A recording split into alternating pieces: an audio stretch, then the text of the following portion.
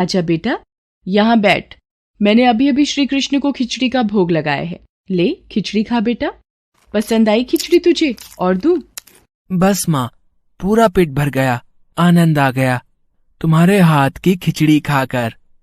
माँ, क्या मैं ये स्वादिष्ट खिचड़ी कल भी खाने आ सकता हूँ? कल ही क्यों बेटा, तू रोज मेरे पास खिचड़ी खाने आ जाया कर। कर्माबाई की कुटिया में उस बालक के रूप में स्वयं भगवान जगन्नाथ खिचड़ी खाने पधारे थे और अब रोजाना कर्माबाई जब भगवान कृष्ण को खिचड़ी का भोग लगाती, थोड़ी देर बाद वो बालक भी खिचड़ी खाने आ जाता। एक दिन कर्माबाई, भगवान को बिना स्नान किए भोग लगाना अच्छी बात नहीं। तुम रोजाना सुबह पहले स्नान आदि क्रियाएं करके विधि विधान से पूजा करके ही भगवान कृष्ण का भोग बनाया करो। ठीक है बाबा, अब मैं स्नान करके ही प्रभु का भोग बनाया करूंगी। साधु की बात मानकर कर्माबाई अगले दिन से स्नान करके पूजा के पश्चात भोग तैयार करती। इस कार्य में उन्हें बहुत देर हो जाती थी, पर वो बालक तो अपने समय पर ही खिचड़ी खाने आ जाता था। माँ, खिचड़ी दो ना, जल्दी दो, मुझे बहुत भूख लगी है माँ। थोड़ी देर रुक बेटा, अभी देती हूँ। अब तो बालक रूपी भगवान जगन्नाथ जल्दी जल्दी खिचड़ी खाकर बिना हाथ मुंह साफ किए भाग जाते थे। उन्हीं दिनों मंदिर के पुजारी, जो काफी समय से मंदिर में सेवा कर रहे थे, ये जगन्नाथ भगवान के मुख पर खिचड़ी कैसे? मंदिर में तो काफी दिनों से खिचड़ी का भोग नहीं लगा, फिर ये भगवान के मुख पर खिचड़ी कैसे? हे प्रभु, ये कैसी लीला है आपकी? भगवान जगन्नाथ पुजारी के सपने में आते हैं। मेरी भक्त कर्माबाई, जो जगन्नाथपुरी में ही रहती है, वो बहुत ही प्रेम भाव से सुबह उठकर बाजरे की खिचड़ी का भोग लगाती है।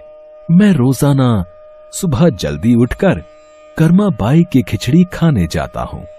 मुझे कर्माबाई के हाथ की खिचड़ी बहुत पसंद है। पर एक साधु ने उसके पास आकर सुबह स्नान और पूजा के बाद विधि विधान से भोग लगाने का बोल दिया है। अब कर्माबाई स्नान और पूजा के बाद भोग लगाकर मुझे खिचड़ी देती हैं। इन सब कार्यों में बहुत देर लग जाती है। मुझे बहुत तेज भूख लगती है।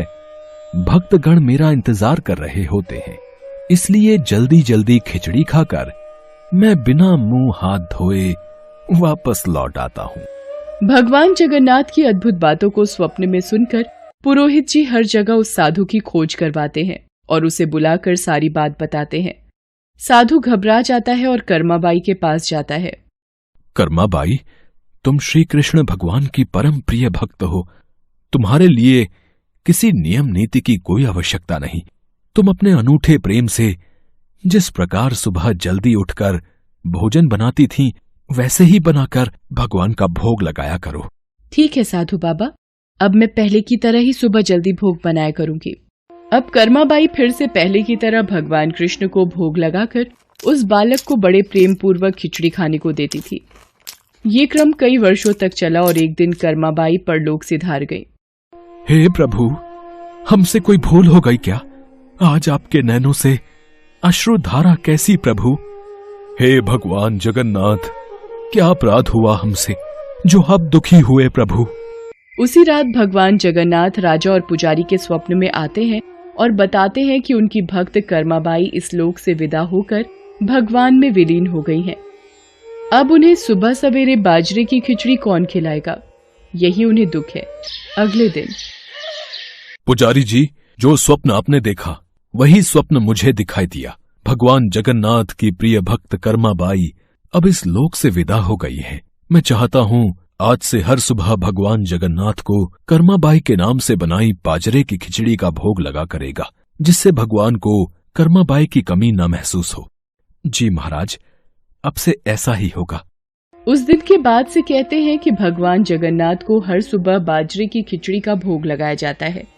कर्माबाई के नाम की बाजरे की खिचड़ी के भोग से आज भी इस प्रथा को निभाया जा रहा है।